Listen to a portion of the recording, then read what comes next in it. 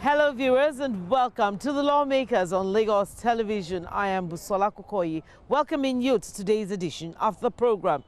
The Lagos State House of Assembly has continued to legislate to ensure that the lives of Lagosians and all those people who work in various sectors is indeed at the best. Welfare of the citizens, welfare of the workers of the state, and indeed the state as a whole is the cynosure of all eyes. That's what they're all about. And that is why the House Committee on Transportation went on oversight to various ministries, departments and agencies to ensure that the C of the themes agenda of this administration is actually monitored and ensure that it is brought to the best of all.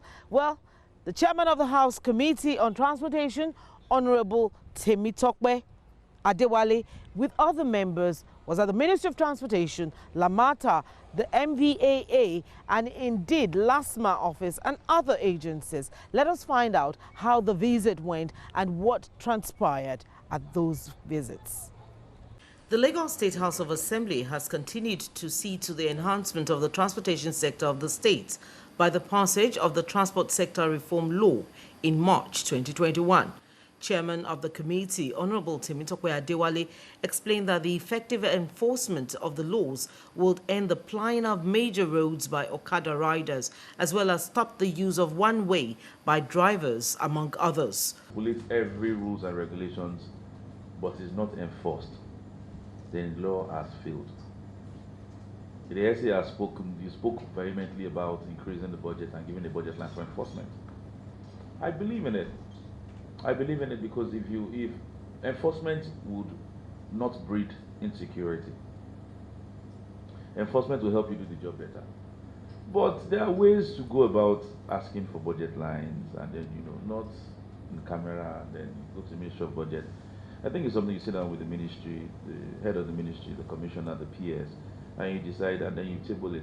If it was well, I think we should have done by now a retreat of the transport family, where everybody will come together, speak of their problems, and what they've achieved so far. Then you can have a clearer view. As the ministry, I don't think you're about your budget alone.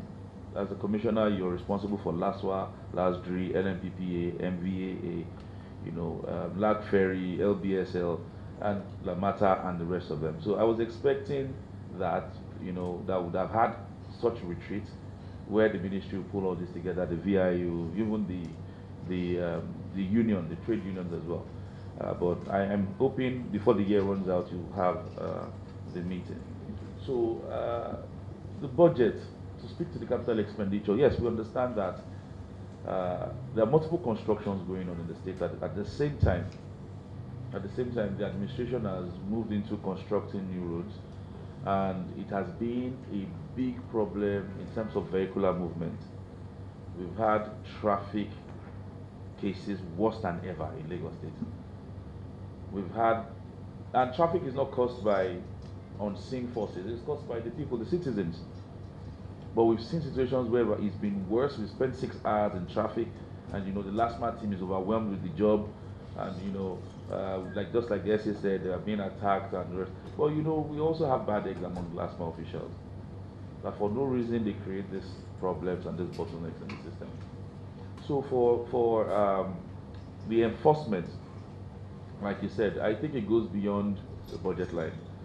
Training, seminars, constantly making scapegoats of those bad eggs among the system, that would also help.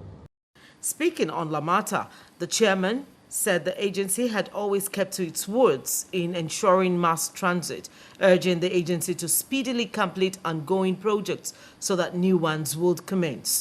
The committee, under the leadership of Right Honorable Dr. Mudashiru Abasa, gave us the mandate to go ahead and oversight on the ministerial functions, and today we visited 3 agencies and MDAs, as the Ministry of Transportation itself, MVAA, and Lamata. This is the 3rd one, and so far it goes to show that Lagos State is moving forward. The administration is charting a new course, and they've done very well. Ministry of Transport they've heard their grievances, their problems in terms of enforcement, with the LSHA and the rest of it, and because of the weather as well, the economic hardship as well has delayed a lot of projects, and but they are picking up. Things are picking up, and they are doing very well. MVA, they've met their budget. They've basically done very well with in terms of IGR revenue generation. They also have the enforcement problem, and this is the last place we've been today, which is Lamata, and they've ruled out the number of projects they have and the plans, the transport plan, master plan they have for Lagos State. They've kept to their words from the beginning, and I think Lagos State will be witnessing a lot of infrastructural development in terms of transport facilities and henceforth. So they've spoken about the rail system, they've spoken about the bus services, they've also spoken about BRT corridors, and I think there are good plans in place to increase the participation in transportation in Lagos State. Ministry of Transportation, we spoke about enforcement for the Okada riders, the use of oncoming traffic, and also we spoke about the issues of riders tags at the MVA. We also raised issues about plate numbers and use of TVTs, temporary vehicle tags. For Lamata, I think there's a lot to be done. They have a lot of jobs going on at the same time, projects going on at the same time, and we need completion as soon as possible. Most of these works were awarded years before we came into office, and they're still ongoing. That's the stage where the construction is. That's the picture we have given unto you. We've only started June, July, August, and about 3 or 4 months ago. Because even while we have a project, we must have approval from the government, and also the release of funds will determine when the contractor can get to site to commence construction. On the issue of performance of the project, Commissioner for Transportation, Dr. Frederick Oladende, said the ministry would continue to work with the House of Assembly to ensure the effective delivery of dividends of democracy, especially in the transport sector. He added that the state has a transport master plan which would address the challenges in the sector, adding that the state will be providing alternatives to ease transportation. Government has a strategic transport master plan. It's a plan that will take us away from the current issues that we're facing, where people are captive to either danvos or their cars. So what we're doing is we're providing alternatives for people, and that's the solution to the problem of Lagos State. So the alternatives include rail, and that's why the government is trying to develop the blue line as well as the red line. We're bringing more buses, high-capacity buses, the BLT as well as quality bus corridors. We bought more boats. The current governor is trying to ensure that we raise the mode share of water transportation, because water transport currently caters for less than 1%, but it's important that we increase that to about 5–6%. And the most important thing is to integrate all of them in such a way that people can move seamlessly from one mode to the other. And that's why the government has launched the Cowrie card, where you use one card to pay for the various modes of transport rather than paying for individual modes. And that makes public transport cheaper.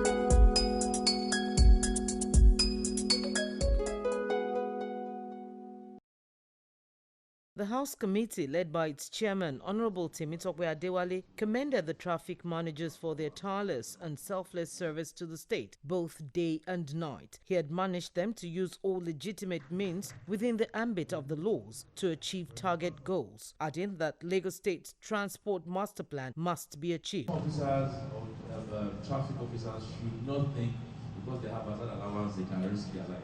Protect your life first. And the House of Assembly has made it very possible by even ratifying the use of handheld cameras and body cams. This will also help facilitate your arrest in a manner at which the public will know that you have done your job the right way. When you have people going against traffic and you arrest them, once you record them, the evidence is there. Charge them to court and let it be done. Let the law take its effective course. So you don't have to drag steering, you have to be in the vehicles with them every time, or you just tow the vehicle away. I've read in here that you have problems with towing vehicles, you don't have enough towing vehicles. We understand that as well. These are the things that should come in the forthcoming budget that you have. Now you have an opportunity and a window for a new budget where you can now put all these things you've asked for, including, yes, we're looking for a way to have LSHA officers actually very protected. We're talking to other sister agencies and the task force, the RRS, where we have a joint task force and you will operate together where they will, because you are not allowed to bear arms, where those who have arms will be able to protect you. You are bound to have problems with the union. The reason is because sometimes our agency or our men, our traffic officers are unruly. And sometimes the union as well, they are unruly. When two hot heads meet together, you're bound to have chaos. So there's the need for constant training of your personnel, constant training and also enlightenment. There is the need to also build the trust in the public. When you build trust in the public, and there's something we call the citizen's arrest. When a LSHA officer is struggling to arrest, you will be surprised that the citizens will come down and assist. But not until you build the trust in the citizens and the public, they won't do it. Honorable Temitope Adewale said it is crucial for LSHA management to work assiduously on their officers' human relations with the public, adding that there have been public complaints on their conduct while discharging their duties. He advised them to engage in strong public enlightenment on their mandates and responsibilities through the media, saying it would enhance their level of acceptance and appreciation by the people. Many complaints have come about the LSHA officials directing people to take a particular route, and then some in front will apprehend them and say they've gone against traffic. Many complaints have come from different places. The social media has been able to expose enough of the LSHA officials. And we also understand that the process of going through PMB before the case is solved, it takes time. And we're looking towards ensuring that once a LSHA officer is found wanting, is dismissed immediately. This will send a signal, will serve as a deterrent to other officers who are not performing as expected to the quality standards that the LSHA agency has put in place. We've also seen situations where LSHA officers are seen hanging on vehicles, thereby risking their life. I think it is important to say clearly that what do we call it? The hazard allowance that is in your budget is not for you to hang on vehicles or to drag vehicles or to risk your life. The hazard allowance is supposed to be when there is mishap, not directly inflicted on yourself or caused by yourself. In his remarks, the General Manager of LSHA, Mr. Bolaji Oreagba, said his agency would be conscious of redeeming its image by sanctioning all erring officers found wanting, assuring that the actualization of the goals of the agency was non-negotiable. The Managing Director of Lagos Bus Services Limited, Mr. Idowu Oguntola, disclosed that the company on its own bought additional 60 buses to enhance service delivery. Also, the Managing Director of Lagos State Number Plate Production Authority, Mr. Adebola Shofela, said the devaluation of the naira affected revenue target of the authority. General Manager of Lagos State Drivers Institute, Mrs. Afsat Tiamiyu, commended the House for the oversight, stating that there is a need for more utility vehicles to enhance the operation of the institute. We recognize that there's a need for us to cover as wide as possible within the metropolis. We started out with just about 4 routes at the time, but today we have been able to extend to 30 routes. The plan is that every nook and cranny of Lagos should have experience of this quality of service. In terms of ridership, which ultimately is our objective, our ability to be able to have so many people use the service. Pre-COVID, we were commuting 80,000 Lagosians in a very reliable, efficient, safe manner. But of course, with the COVID protocol, we've seen a bit of decline in that number to about 50,000 as of today. With the support of the House as well, during the last Pali, where the status of the company was being considered, in the wisdom of the House, they felt the company should not continue to lean on the government because you have so many other needs in education, infrastructure, what have you. And so the company was positioned to be able to attract investment, to be able to raise financing, and of course scale by itself. We are constrained in terms of our capacity to be able to procure materials, because we have a double-edged problem. One, there's the devaluation of the naira. Secondly, there's also increase in prices of our products by our manufacturers because of everything that is global, from the pandemic to problem in global supply chain and logistics. So it's been a difficult one for us. But we were able to get some relief sometime, I think, effective 4th of August, where the price of plates has been increased or reviewed upward. The last time that there was a review rate was probably in 2011, so more than 10 years.